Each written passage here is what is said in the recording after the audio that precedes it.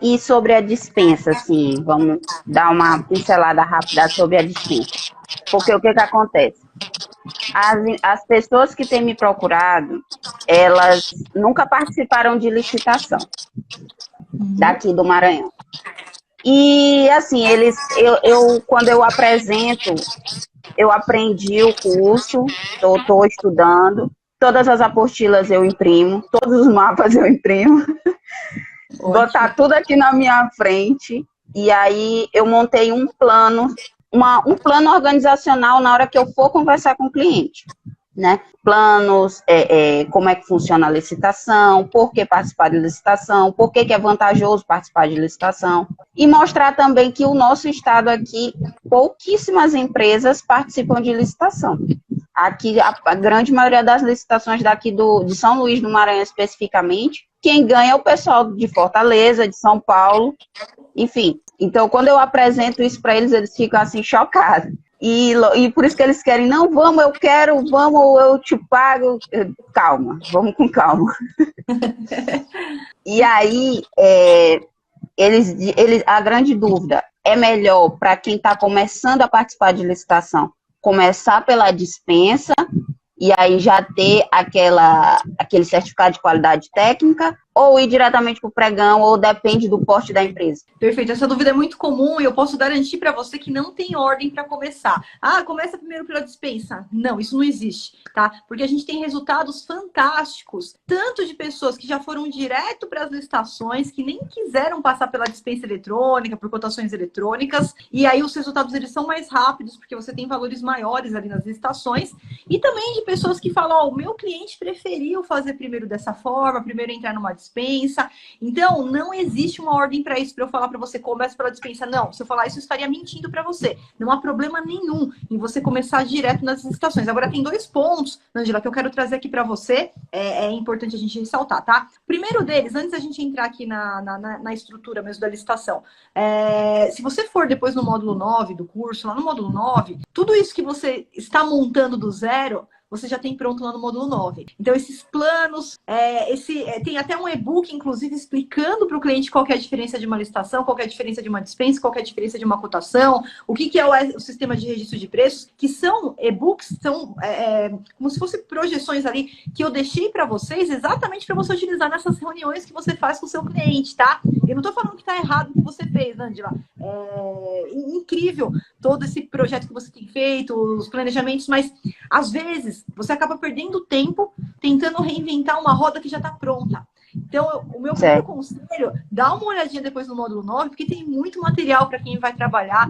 prospectando ali os clientes. Então, eu já deixei praticamente prontas essas apresentações para você não ter que fazer do zero, para você não ter que perder tempo com isso. E lá tem, inclusive, planos de trabalho, ideias de precificação, ideias de propostas que você vai trazer para o seu cliente. Tá? Então, no módulo 9 tem muito conteúdo que é importante você dar uma olhadinha lá. Agora, vamos voltar aqui para a questão da dispensa ou licitação. A única aspas aqui que a gente tem que abrir é o seguinte: muitos clientes que você vai prospectar ainda não participam de licitações, são clientes novos, nunca participaram. Então, eles não têm lá, por exemplo, um atestado de capacidade técnica. Então, vamos lá, pontos principais. Como eu faço para conseguir meus primeiros atestados? Tá? Então, são 3 passos. Primeiro, existem editais de licitação que não pede atestado. Então, dependendo do nicho, do segmento do seu cliente, você vai ter a possibilidade de já ir direto para uma licitação que não pediu atestado. Por quê? Quando você chegar no módulo 4, Angela, você vai aprender passo a passo de todos os documentos que você tem que juntar para participar das licitações, tá? Existem documentos que são sempre obrigatórios e existem documentos que não são obrigatórios. O edital ele pode exigir ou ele pode simplesmente não exigir. E quando ele não exige, a gente não precisa entregar. Por exemplo, a parte dos atestados, a parte do balanço. É uma dessa. O edital pode ou ele não pode. Então, de repente, eu vou participar de uma licitação aqui para vender um produto e esse edital não trouxe nenhum pré-requisito, não está pedindo nada em relação ao atestado. Então, já é uma oportunidade que não importa que a empresa é nova, você já pode ir direto para ela, porque não pede, o cliente não tem atestado, não tem problema, tá?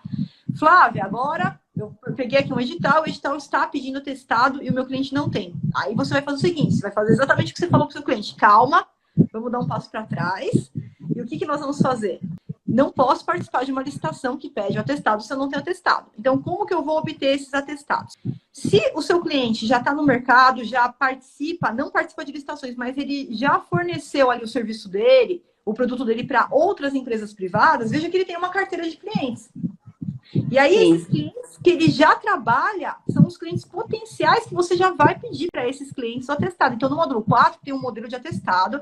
Você vai pegar esse modelo e vai falar para o seu cliente, meu amigo, entre em contato aí com as empresas que você já entregou esse produto, já prestou esse serviço, e vamos montando aqui a nossa pastinha de atestado. E aí, a dica, Nandila, quando a gente fala de atestado emitido por pessoa...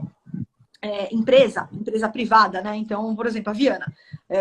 Eu vou comprar água mineral do seu cliente, ele vai me entregar água mineral, ele falou, você pode me dar um atestado aqui pela Viana? Posso? Esse atestado, como ele é emitido por empresa privada, é muito importante, se possível, reconhecer firma dessa assinatura. Por quê? Porque, às vezes, durante diligência, o órgão ele pode pedir, né? E pode surgir alguma dúvida ali sobre a autenticidade daquele documento, coisa que já não acontece quando é um atestado emitido por órgão público, porque já tem ali fé pública e tudo mais, é fácil de aferir. Não que seja obrigatório, mas eu já gosto de falar isso para os meus clientes, é uma dica que eu deixo para vocês também lá no módulo 4 do curso, tá? E esse atestado que foi emitido por uma empresa privada, ele tem exatamente a mesma validade de um atestado que foi emitido por uma prefeitura, por um ministério, pela secretaria, pela universidade pública, é o mesmo. A lei, ela fala, são aceitos atestados emitidos por pessoas jurídicas, seja de direito privado ou de direito público, seja empresa privada ou seja órgão ou entidade pública, é aceito do mesmo jeito. Então, você vai utilizar esses atestados, vai montando a pastinha do seu cliente.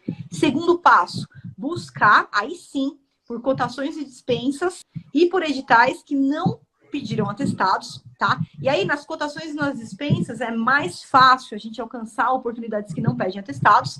Aí você pode ir participando, já vai, terminou, ganhou, pega o atestado, já vai montando a pastinha ali para o cliente, já vai deixando os atestados deles ali prontos. Então, tanto empresa privada, quanto licitação, dispensa e cotação que não solicite atestado, você já pode iniciar, independentemente, né, da empresa ser nova, dela ter sido recém-criada. E aí é só você analisar os editais que não pedem nesse momento atestado e pronto, você já está elaborando esse material para futuramente, quando pegar uma licitação maior ali, que solicita esses atestados, você já tem esses documentos do seu cliente para apresentar. Perfeito, perfeito. Você falou sobre empresa nova também. Empresa nova é a mesma orientação, né? Por exemplo, a empresa nasceu hoje, pode participar de licitação dependendo do que diz o edital da licitação, correto? Exatamente, a mesma coisa. Por quê, Nandila? Via de regra, não existe nenhum pré-requisito de tempo mínimo de existência de empresa. Isso não existe. Agora, vamos lá. Existe uma exceção também. Quando a gente estiver diante de serviço contínuo, Flávio, o que é esse negócio de serviço contínuo? Serviços que não podem ser interrompidos, por exemplo, limpeza. Então, a prefeitura aqui, ela licita a limpeza do prédio, onde ela contrata uma empresa que faz a limpeza, que vai com os serventes lá, vai com os materiais e limpa a prefeitura. Esse serviço ele não pode simplesmente parar. Eu não posso ficar um mês sem a limpeza da prefeitura. Tem que estar lá os banheiros ali, tem que ser limpo diariamente. Então, quando a gente está diante de serviços contínuos, existe a instrução normativa número 5 de 2017. Essa instrução ela determina o seguinte, olha, o edital pode, não é que deve, pode. No caso de serviço contínuo, exigir atestados que comprovem que a empresa já presta aquele serviço há no mínimo 3 anos. Então, é uma exceção apenas para alguns tipos de serviços contínuos, que é uma coisinha um pouquinho mais elaborada, tá? Então, nesse caso, Nandila, é exatamente o mesmo passo a passo. A gente vai olhar o edital, vai ver se ele pede, vai ver se ele não pede. Se ele estiver exigindo, vamos ver se é serviço contínuo, se não é, que ele não vai poder exigir isso, por exemplo, uma compra. Vou comprar cenoura aqui, vou pedir 3 anos de experiência. Não pode. Impugnação, tá errado, tá ilegal, a gente tem que impugnar, o edital tem que ser corrigido, que são para casos específicos, tá? E aí, quando você vai prospectar, por exemplo, uma empresa que presta serviços de limpeza, eu tenho um amigo aqui em São Caetano que ele abriu recentemente essa empresa e ele entrou em contato comigo, eu falei, vai já prestando serviço aí, ele tá prestando aqui tem uma associação aqui de amigos do bairro, ele já foi contratado, tá prestando serviço e já tá pegando os atestados dele. Então, assim que ele tiver esses atestados, ele já consegue ir para essas oportunidades maiores e que fazem essas exigências um pouquinho maiores também, né?